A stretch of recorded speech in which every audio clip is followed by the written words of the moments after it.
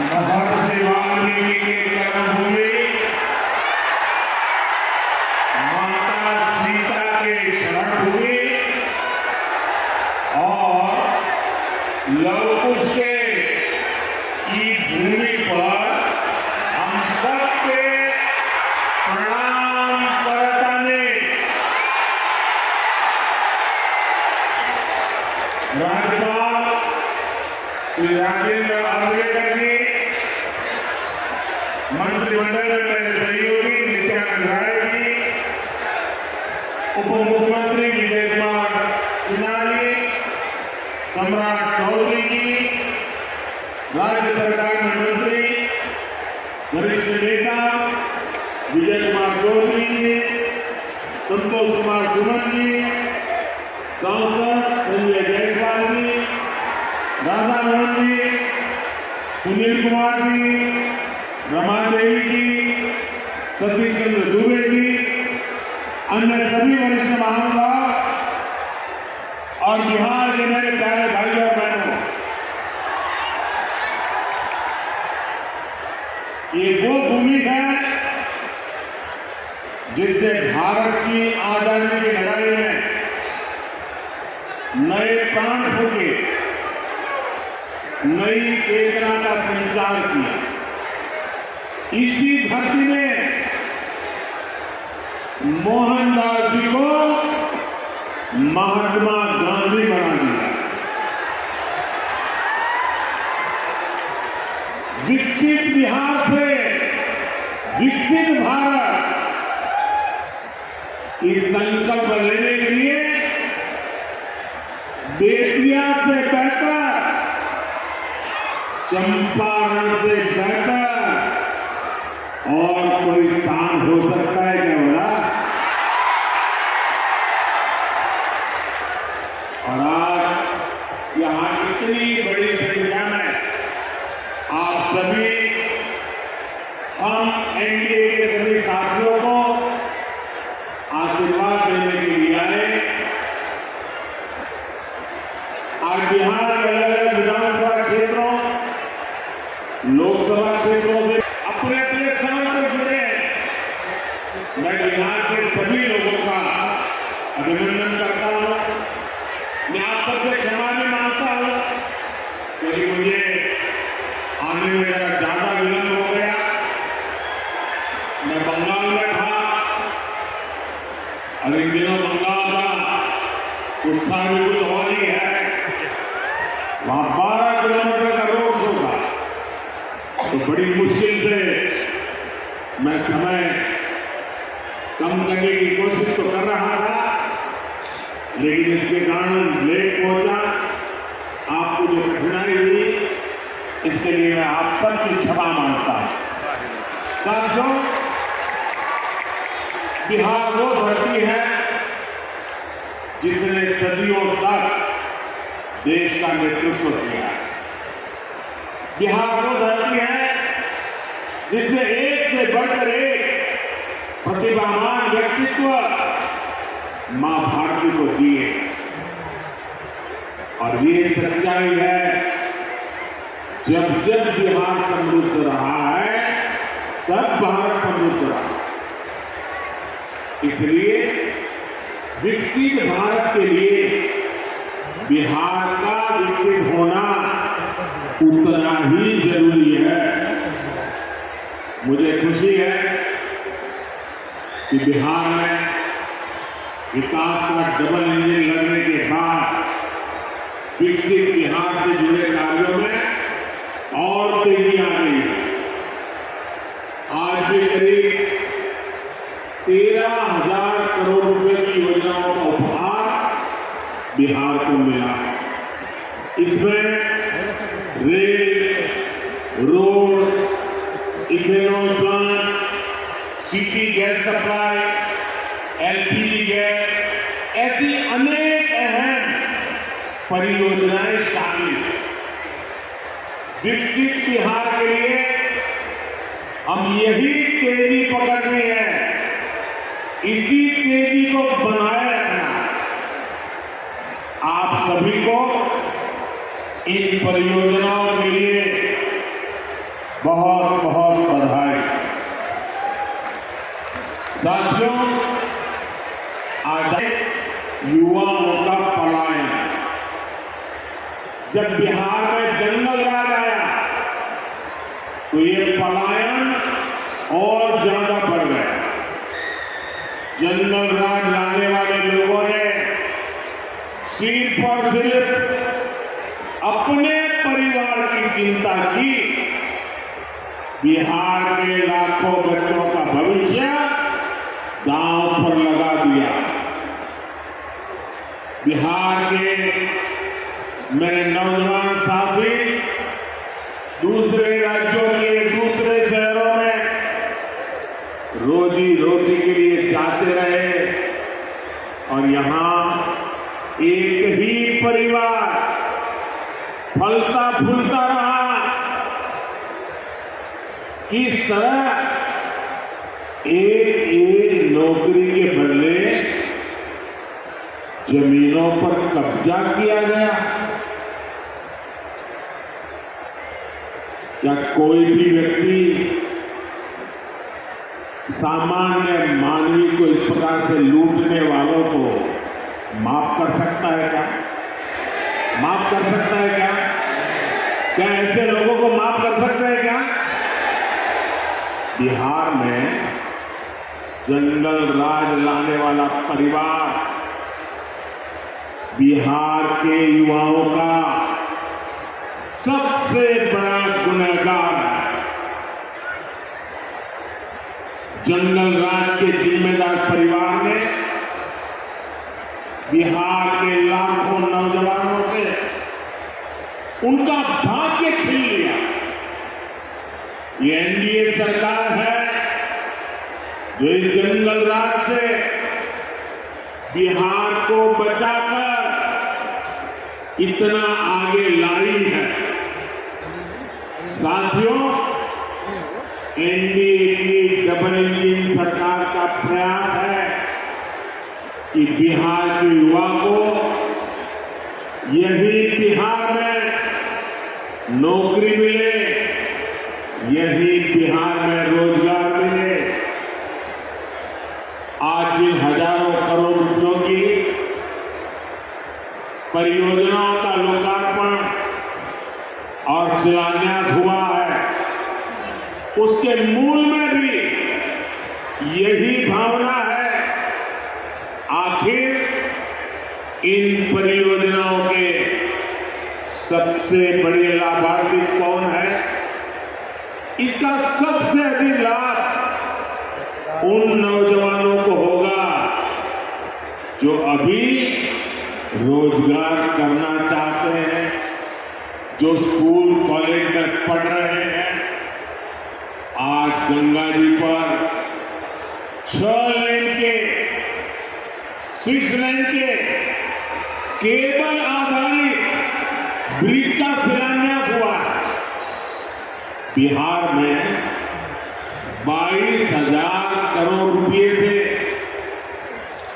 1 दर्जन से अधिक पुल पर काम चल रहा है, जिनमें से 5 पुल तो गंगा जी पर बन रहे हैं। ये पुल, ये चौड़े रास्ते ही वही तो विकास का मार्ग बनाते हैं, उद्योगों को लाते हैं। ये जो बिजली से चलने वाली ट्रेनें चल रही है, वंदे भारत जैसी आधुनिक ट्रेनें चलने लगी हैं, ये गति किसके लिए है? ये उन नौजवानों के लिए है जिनके माता पिता ने ऐसी सुविधाओं के सपने देखे। ये जो इंफ्रास्ट्रक्चर बन रहा है, ये रोजगार का बहुत बड़ा माध्यम है।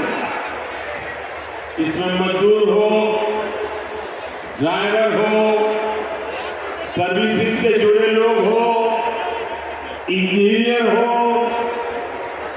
ऐसे अनेक क्षेत्रों के रोजगार इससे पैदा होते हैं। यानी ये जो हजारों करोड़ रुपए सरकार लगा रही है, ये पैसा बिहार के सामान्य परिवारों के पास ही पहुंचेगा।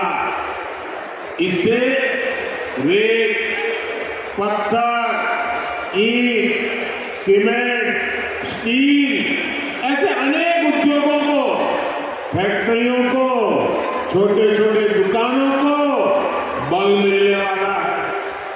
साथियों, ये जितनी भी नई ट्रेनें चल रही हैं, पटरियां बिक रही हैं, ये सब कुछ आज भारत में ही बन रहा है। मेड इन इंडिया है, यानी इसमें भी भारत के ही लोगों को रोजगार मिल रहा है। बिहार में भी रेल इंजन बनाने वाली आधुनिक फैक्ट्रियां एनडीए सरकार ने बनाई है। आज पूरी दुनिया में डिजिटल इंडिया की बहुत बड़ी चर्चा है। और मैं आपको एक बात और बोलूं, आज कई विकसित देशों में भी ऐसी डिजिटल व्यवस्था नहीं है जो बेतिया में, चंपारण में उपलब्ध है। विदेशी नेता जब मुझसे मिलते हैं तो पूछते हैं कि मोदी जी, आपने ये सब इतनी जल्दी कैसे किया? तब मैं उन्हें कहता हूं, ये मोदी ने नहीं, ये भारत के नौजवानों ने किया। मोदी ने तो भारत के हर युवा को उनके हर कदम पर साथ देने की गारंटी दी है। और विकसित बिहार के लिए आज यही गारंटी मैं बिहार के युवा को भी दे रहा हूं। और रहुआ जानते बानी, मोदी की गारंटी मने गारंटी पूरा होने के गारंटी। साथियों, एक तरफ नया भारत बन रहा है, वहीं दूसरी तरफ आरजेडी, कांग्रेस और इसका इंडी गठबंधन अभी भी 20वीं सदी की दुनिया में जी रहा है। एनडीए की सरकार कह रही है कि हम हर घर को सूर्य घर बनाना चाहते हैं। हम चाहते हैं कि हर घर की छत पर सोलर प्लांट हो, उससे वो घर भी कमाए और उसे बिजली भी मुफ्त मिले। लेकिन इंडी गठबंधन अभी भी लालटेन की लौ के ही भरोसे जी रही है। जब तक बिहार में लालटेन का राज रहा, तब तक सिर्फ एक ही परिवार की गरीबी मिटी, एक ही परिवार समृद्ध हुआ। साथियों, आज जब मोदी ये सच्चाई बताता है तो ये मोदी को गाली देते हैं। भ्रष्टाचारियों से भरे इंडी गठबंधन का सबसे बड़ा मुद्दा है मोदी का परिवार नहीं। ये लोग कहते हैं कि इंडी गठबंधन के परिवारवादी नेताओं को लूटने का लाइसेंस मिलना चाहिए। क्या लूटने का लाइसेंस मिलना चाहिए? क्या मिलना चाहिए? क्या आज भारत रत्न कर्पूरी ठाकुर जी अगर होते तो ये उनसे भी यही सवाल पूछते जो मोदी से पूछ रहे हैं। परिवारवाद और भ्रष्टाचार के कट्टर समर्थक ये आज पूज्य बापू जेपी लोहिया, बाबा साहब आंबेडकर को भी कटघरे में खड़ा करते। इन्होंने भी तो अपने परिवार को बढ़ावा नहीं दिया, बल्कि देश के हर परिवार के लिए जीवन खपा दिया। साथियों, आपके सामने वो व्यक्ति है जिसने बहुत छोटी आयु में घर छोड़ दिया। बिहार का कोई भी व्यक्ति किसी भी राज्य में रहे, लेकिन छठ पूजा पर, दिवाली पर घर जरूर लौटता है। लेकिन मैं मोदी जिसने बचपन में ही घर छोड़ दिया, मेरा कौन सा घर है जहां मैं लौटूं? मेरे लिए तो पूरा भारत ही मेरा घर है, हर भारतवासी मेरा परिवार। इसलिए आज हर भारतीय कह रहा है,